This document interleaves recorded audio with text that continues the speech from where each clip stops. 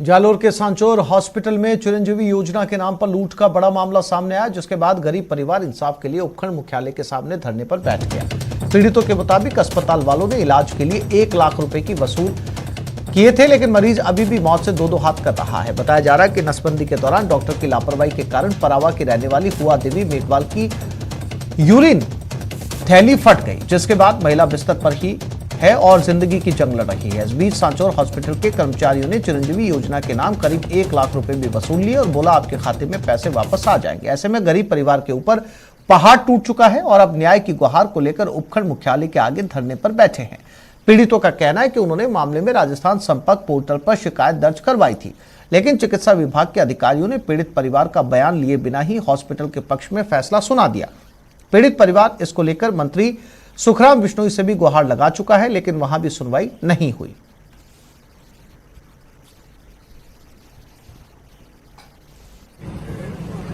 Sir, इसमें यूँ है कि आज ही मुझे पता चला कि कोई 181 पे कोई शिकायत हुई थी सांसौर हॉस्पिटल प्राइवेट की कि ऑपरेशन 5 महीने पहले हुआ था और उन्होंने कि हमारा ऑपरेशन सही नहीं हुआ और पैसे भी लिए। तो हमारे पास एक 181 की तरह से हमारे पास रिपोर्ट आई, तो हमने परिवारी से भी कांटेक्ट कोशिश की, मतलब उनसे तो कांटेक्ट हुआ नहीं। फिर हमने उनसे जवाब मांगा सांसद हॉस्पिटल से, उन्होंने वो हमें लिखित रूप से दिया कि ऐसा कुछ हुआ नहीं है। करवाया था पहला चेक करने लेन गया हुआ क्योंकि यार ऑपरेशन हुआ है बच्चा दौड़े रहूंगा यार बच्चा दौड़े खराब है बीजो तो ठीक है जगह सले सलावत पण ये क्योंकि ऑपरेशन थोड़े वही है कि ऑपरेशन सस्ता वही है। सांचौर हॉस्पिटल में अपना इलाज करवाने आए थे जिनकी ब्लीडिंग हो रही थी, तो उस डॉक्टर ने बताया कि आपके ब्लीडिंग हो रही है तो बच्चेदानी निकालनी पड़ेगी। तो इन पेशेंट ने अटेंडर ने उसके लिए हाँ भरी के बच्चेदानी का इलाज करवा दे। परावा का हुआ देवी है, उनको बच्चेदानी कोई ठीक डॉक्टर के पास गए तो ठीक नहीं है। फिर उन्होंने वहाँ ऑपरेशन किया तो ऑपरेशन फेल हो गया। वो 24 घंटा पेशाब चालू ही रहता था। प्रदेश के सबसे बड़े हॉस्पिटल एसएमएस में चिरंजीवी के गड़बड़ झाले का मामला शांत नहीं हुआ है कि जालोर के सांचौर हॉस्पिटल की इसी तरीके की एक करतूत सामने आई है, जहां पर चिरंजीवी योजना के नाम पर इलाज के नाम पर 1 लाख रुपए की वसूली भी की और पीड़ित परिवार को जो इलाज करवाने आए थे, इस दौरान डॉक्टरों की लापरवाही की वजह से पेशाब की थैली फाड़ देने की वजह से महिला अब जिंदगी और मौत की जंग लड़ रही है। इस पूरे मामले को लेकर परिजनों ने 181 व श्रम मंत्री को भी शिकायत की, लेकिन न्याय नहीं मिला। तो अब पीड़ित परिवार मजबूरी में सांचौर उपखंड मुख्यालय के सामने धरने पर बैठ चुका है और न्याय की गुहार लगा रहा है। पीड़ित ने बताया है कि सांचौर हॉस्पिटल में कुछ दिनों पहले महिला का बच्चेदानी का ऑपरेशन करवाने के लिए लेके गए थे, लेकिन डॉक्टरों ने गलत ऑपरेशन कर दिया, जिसकी वजह से महिला अब जिंदगी और मौत की जंग लड़ रही है। पूरे मामले को लेकर अब विभागीय अधिकारियों पर बड़े सवाल खड़े होते हैं। आखिर 181 पे शिकायत करने के बावजूद भी सांचौर हॉस्पिटल के खिलाफ आखिर कार्रवाई क्यों नहीं हुई। श्याम बिश्नोई, न्यूज 18 जालोर। और 10वीं के छात्र ने फांसी लगा ली। 17 साल के छात्र ने पेड़ से लटक कर जान दे दी। कोटा में 10वीं की पढ़ाई कर रहा था, पढ़ाई को लेकर मानसिक तनाव में था। 3 दिन पहले घर से निकला था। पुलिस में गुमशुदगी की रिपोर्ट दर्ज करवाई गई। 3 दिन बाद पेड़ से लटकता हुआ शव मिला है।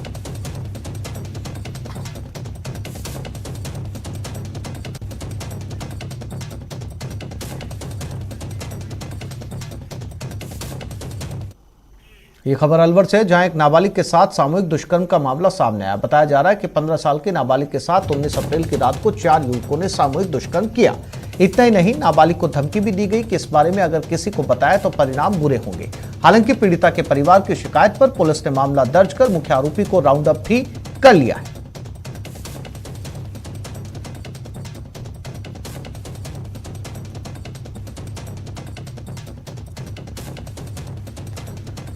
तो नाबालिग के साथ सामूहिक दुष्कर्म का यह मामला है अलवर में। पीड़िता के परिवार ने मामला दर्ज करवा दिया और पुलिस ने आरोपी को राउंड अप भी कर लिया है। फिलहाल पूरे मामले की सत्यता की जांच की जा रही है, जानकारी जुटाई जा रही है, लेकिन पुलिस का एक्शन अलवर में फौरन नजर आया।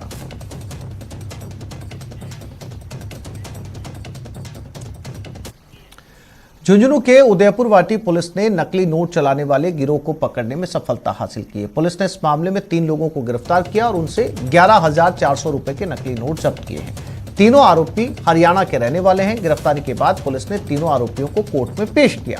कोर्ट ने 2 आरोपियों को जेल भेज दिया, वहीं एक आरोपी को पूछताछ के लिए पुलिस रिमांड पर ले गई।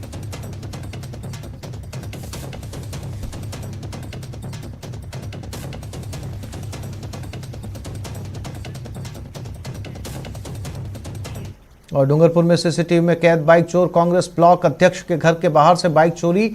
ब्लॉक अध्यक्ष भरत नागदा के घर से ये बाइक चोरी हुई है। सीसीटीवी में चोरी की वारदात कैद हो गई। बाइक चोर की तलाश में फिलहाल पुलिस जुट गई है।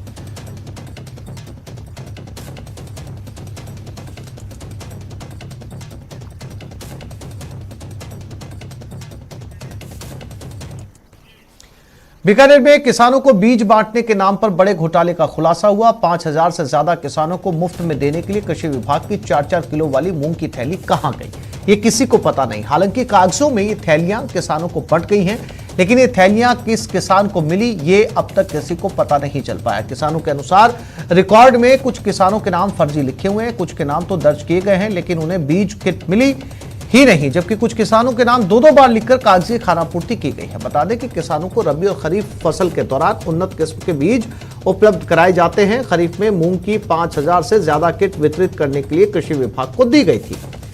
कृषि पर्यवेक्षकों के पास भेजा गया था। यहां तक तो सब ठीक चल रहा था, लेकिन कृषि ग्राम सेवकों के माध्यम से किसानों तक पहुंचने में बीज गायब हो गए। किसानों ने जब इसकी शिकायत विभाग के अधिकारियों और जिला प्रशासन से की तो अधिकारी इस मामले की जांच करवाने की बात कह रहे हैं। बीकानेर में किसानों को पिछले साल खरीफ की बुआई के दौरान खेत में बोने के लिए सरकार की ओर से जारी किए गए उन्नत किस्म के मूंग के बीजों को किट के वितरण को कृषि विभाग के कार्मिकों ने कागजों में ही निपटा दिया था।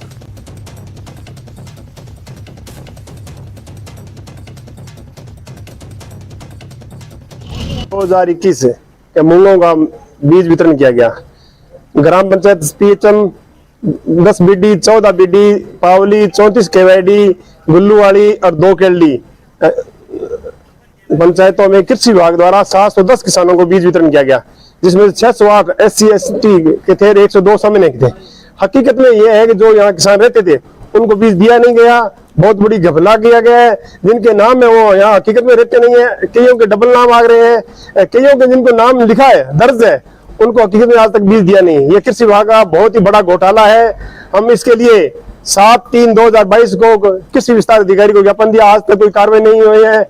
अभी हमने मीडिया के माध्यम से और SDM साहब को कलेक्टर के माध्यम से हमने ज्ञापन दिया है, तो इस पूरे मामले की जो घोटाला इसकी पूरी जांच हो और दोषियों के खिलाफ सख्त कार्रवाई हो। अरे तो दियो कौन सा घर से है ना यार, घर दुकान मार बीज नहीं है, मेरे बीज में भी ना मैं बीज थैली देखी कोनी ना मारो आ रही है।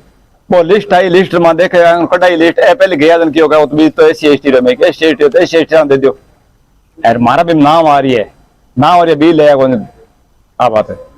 अभी क्या है कि हमारे सामने लिखित में शिकायत आई है कि छत्तरगढ़ एरिया के खाजूवाड़ा तहसील में मूंग मिन्नी किट है, वो किसानों को प्रॉपर रूप से वितरण नहीं हुआ, इसकी हमारे पास में शिकायत आई थी। तो उसके लिए मैंने एक कमेटी बनाई है जिसमें कृषि अधिकारी सुरेंद्र कुमार मारू और सहायक कृषि अधिकारी पुगल व सहायक कृषि अधिकारी खाजूवाड़ा है, उनको साथ में लगाकर कमेटी बना के उसकी जांच के लिए कमेटी नियुक्त कर गई है। वो आज ही वहाँ जो है ना खाजूवाड़ा गए हैं जांच के लिए। खबर जयपुर से, जहां बीजेपी विधायक अभिनेश महर्षि के खिलाफ मामला दर्ज किया गया। बता दें कि IPC की धारा 143, 149, 283 में विधायक के खिलाफ मामला दर्ज किया गया है। दरअसल लुंच गांव में सड़क हादसे का शिकार हुए एक 6 साल के बालक की मौत के मामले में विधायक ने ग्रामीणों के साथ मिलकर स्टेट हाईवे पर प्रदर्शन कर जाम लगा दिया। बताया जा रहा है कि इस मामले में अन्य 16 जनों के खिलाफ भी मुकदमा दर्ज किया गया है।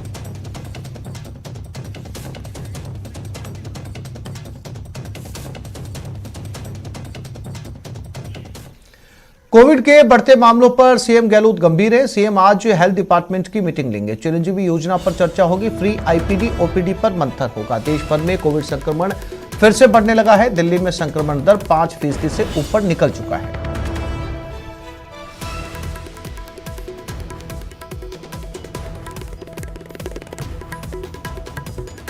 तो एक बार फिर से कोविड की सुगबुगाहट, क्योंकि पूरी दुनिया के अंदर एक बार फिर से कोविड दस्तक दे रहा है, देश में दस्तक दे चुका है। दिल्ली के अंदर मामले लगातार बढ़ते जा रहे हैं और इसी को लेकर मुख्यमंत्री अशोक गहलोत समय से पहले संभलना चाहते हैं। इसी को लेकर उन्होंने आज हेल्थ डिपार्टमेंट की एक बैठक बुलाई है और इसी बैठक के अंदर तमाम चर्चाएं की जाएंगी। किस तरह की तैयारियां हैं, कैसा इसका जो है वो इस बार का कितना घातक जो है वो ये वायरस रहने वाला है, या फिर जो है वो वैक्सीन के असर से इसका कितना असर पड़ेगा।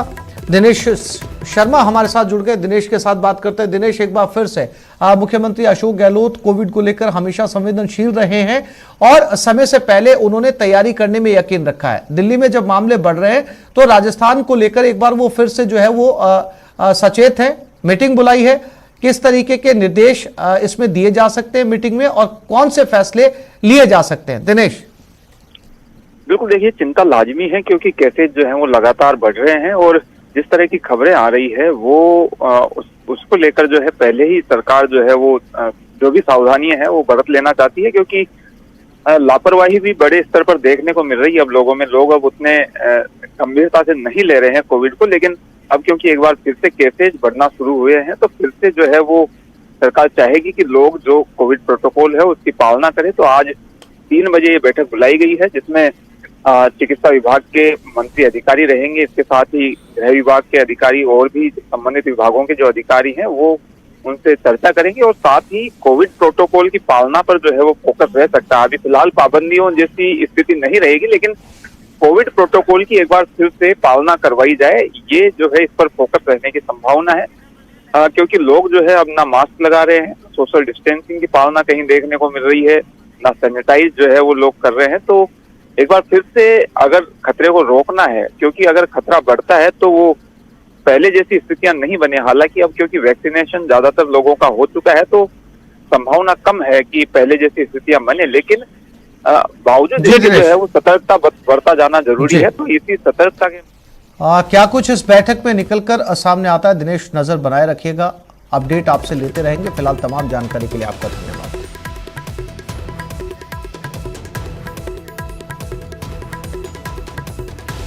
नेता प्रतिपक्ष गुलाबचंद कटारिया ने सीएम के उस बयान पर पलटवार किया जिसमें सीएम अशोक गहलोत ने उन्हें मेंटली डिस्टर्ब बताया था। कटारिया ने कहा कि इस बयान से सीएम की खींच झलक रही है। उन्होंने कहा कि सरकार बचाने की मजबूरी में सीएम ने अपने विधायकों को लूट की छूट दे रखी है और जिसने सरकार बचाने के लिए प्रदेश को दांव पर लगा दिया है उसे कुछ भी बोलने का हक नहीं है।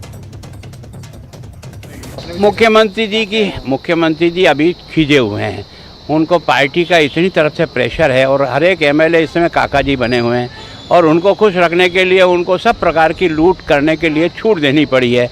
मन तो दुखी उनका भी होता है कि भाई वो बेगू का कैसे बोल रहा है, फला कैसे कर रहा है, लेकिन वो मजबूर हैं क्योंकि उनको सरकार टिकाए रखना है। तो जो सरकार टिकाए रखने के लिए राजस्थान को दाव पे लगा चुका है उसको कुछ बोलने का अधिकार जनता ने दिया नहीं है। उदयपुर में चिंतन मंथन होने वाला है क्या? वो मंथन करो, अगर इस मेवाड़ की हवा का भी कुछ असर पड़े और देशभक्ति जगे तो बहुत प्रसन्नता होगी। बीजेपी के प्रदेश अध्यक्ष डॉक्टर सतीश पूनिया ने पूर्व डिप्टी सीएम सचिन पायलट के उस बयान पर हमला बोला जिसमें पायलट ने कहा था कि वो 5-5 साल की सरकार का इस बार मिथक तोड़ेंगे और आने वाले चुनाव में फिर से राजस्थान में कांग्रेस की सरकार बनाएंगे। इस बयान पर डॉक्टर सतीश पूनिया ने कहा कि सचिन पायलट मिथक तोड़ेंगे ये तो नहीं लगता, लेकिन पायलट के करतूतों से ये जरूर लगता है कि वो कांग्रेस को जरूर तोड़ देंगे। सतीश पूनिया एक दिन के दौरे पर झुंझुनू आए थे जहां उन्होंने पंचदेव मंदिर में चल रहे आशीर्वाद मंदिर के पहले पाटोत्सव पर आयोजित मेले में हिस्सा लिया। पूनिया ने कहा कि कांग्रेस की गलत नीतियों के कारण पूरे प्रदेश में आक्रोश है और सत्ता विरोधी लहर भी है, लेकिन बीजेपी चाहती है कि वो अपनी खूबियों के चलते चुनाव जीते। इसके लिए हम काम कर रहे हैं। उन्होंने कहा कि प्रदेश में पार्टी के अंदर मतभेद नहीं है और पार्टी पूरी तरह एकजुट है।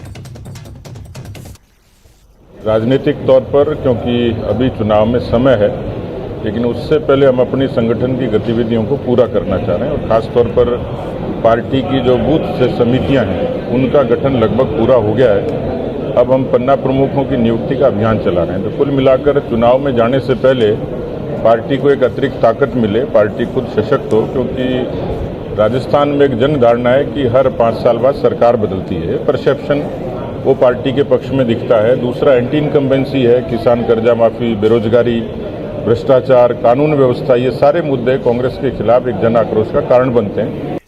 पीटीआई के 6000 पदों की भर्ती निकाले जाने से प्रदेश के बेरोजगारों में खुशी का माहौल है। लंबे समय से सरकारी नौकरी की भर्ती निकाले जाने की मांग कर रहे प्रदेश के बेरोजगार एकीकृत संघ ने जयपुर में शिक्षा मंत्री का स्वागत किया और सीएम गहलोत के प्रति आभार जताया। जयपुर में हुए कार्यक्रम में शिक्षा मंत्री बीडी कल्ला को 101 फीट लंबा साफा पहनाकर और 11 किलो फूल की माला पहनाकर अपनी खुशी का इजहार किया।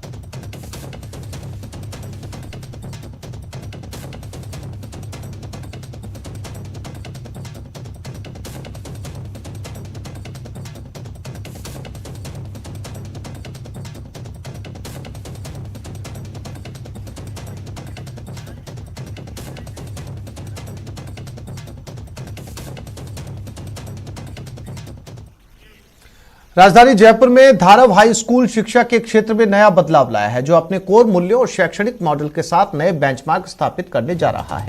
जयपुर के विद्याधर नगर में शुरू हुए धारव हाई स्कूल में 10वीं तक के कक्षा के छात्र तो पढ़ते ही हैं, वहीं अब 12वीं कक्षा के लिए प्रवेश जारी है। साथ ही स्कूल प्रशासन स्कूल में स्टूडेंट की रुचि के मुताबिक athletics, theatre, debate, photography, music, dance, art आदि प्रतिभा विकसित करने का मौका देता है। छात्रों के समग्र व्यक्तिगत विकास और कौशल को सुनिश्चित करने के लिए स्कूल परिसर में चिकित्सालय, कैफेटेरिया और खेल मैदान बनाया गया है। धारव स्कूल की अवधारणा देवयानी जयपुरिया ने पेश की है।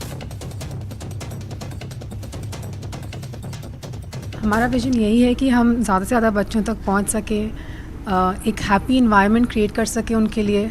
पेरेंट्स, टीचर्स, सारे स्टेक होल्डर्स हमारे खुश रहें, बच्चे हमारे पास आए, हम उनको एक रिच करिकुलम प्रोवाइड कर सके। होलिस्टिक डेवलपमेंट चाहते हैं हम बच्चों की, सोशली, एकेडमिकली, मेंटली, हर तरह से बच्चा डेवलप हो सके हमारे साथ, उसकी ग्रोथ हो। आई थिंक बेसिकली यही विजन है हमारा। ट्रेनिंग बहुत इम्पॉर्टेंट है, स्पेशली आजकल, क्योंकि पहली बात तो 2020 में हम लोगों ने जब अपने आपको दोबारा रीट्रेन किया टू गो डिजिटल, हमने कभी नहीं किया था, हमने कभी पढ़ाया ही नहीं था ऑनलाइन किसी बच्चे को। Computer teacher knew about computers but not the other teachers. वो ट्रेनिंग जो हमने फटाफट करी 15 दिनों में कि बच्चे कैसे तैयार हो जाएं, टीचर्स कैसे तैयार हो जाएं लेसन्स को रिले करने के लिए। उसके बावजूद, उसके अलावा जो अब हो रहा है एनईपी में जो चेंजेस आए हैं, आर्ट इंटीग्रेशन आया है, एक्सपीरियंशियल लर्निंग आया है, स्किल बेस्ड लर्निंग आया है, कॉम्पिटेंसी बेस्ड लर्निंग आया है, वो बिना टीचर ट्रेनिंग के सक्सेसफुल हो ही नहीं सकता। और डूंगरपुर से बड़ी खबर, बेरोजगारों के साथ ठगी का मामला सामने आया। कोचिंग संस्थान का फर्जीवाड़ा, 450 अभ्यर्थियों को फर्जी मार्कशीट थमा दी। 2.5 लाख रुपए में डीएलईडी की फर्जी मार्कशीट बेची गई। दस्तावेज सत्यापन में यह पूरा मामला खुलकर सामने आया है। तो कोचिंग संस्थान का एक बड़ा फर्जीवाड़ा डूंगरपुर में, जहां 450 अभ्यर्थियों को 2.5 लाख रुपए में फर्जी मार्कशीट पकड़ा दी गई। और इसी खबर पर ज्यादा जानकारी के लिए बात करते हैं हमारे डूंगरपुर संवाददाता जयेश पवार के साथ। जयेश, क्या था ये पूरा मामला और कैसे आप पता चला 2.5 लाख रुपए जब एक अभ्यर्थी से मांगे गए तो क्या विरोध नहीं किया गया? देखिए, मैं बताना चाहूंगा, डूंगरपुर जिले में शिक्षा के नाम पर करोड़ों की जो है फर्जीवाड़ा और ठगी का मामला सामने आया है। जिला मुख्यालय के जो जिला अस्पताल सर्कल के पास एक कोचिंग संस्थान है जो रीट के पेपर की तैयारी करवाता था स्टूडेंट्स को, और साथ में उन्होंने डीएलएड की डिग्री भी जो अभ्यर्थियों को करवाई थी। और सैकड़ों अभ्यर्थियों को डीएलएड की डिग्री करवाने के नाम पर प्रत्येक से 2.5 लाख रुपए उन्होंने वसूले थे। और कुछ इनमें से कुछ अभ्यर्थियों का ये जो रीट की जो परीक्षा हुई थी उसमें फाइनल कट ऑफ में उनका नाम आया था, लेकिन दस्तावेज सत्यापन और दस्तावेज का जो सत्यापन हुआ उसमें उनकी मार्कशीट फर्जी निकली, जिस पर अभ्यर्थियों को ठगी जाने का पता चला। इसके बाद में जो अभ्यर्थी ठगे गए थे उसमें ज्यादातर दम्बोला थाना क्षेत्र के निवासी थे और सबने मिलकर की तो करीब 450 से ज्यादा लोग सामने आ रहे हैं। जी जयेश, जानकारी के लिए आपका धन्यवाद। तो इस बुलेटिन में फिलहाल इतना ही। नमस्कार।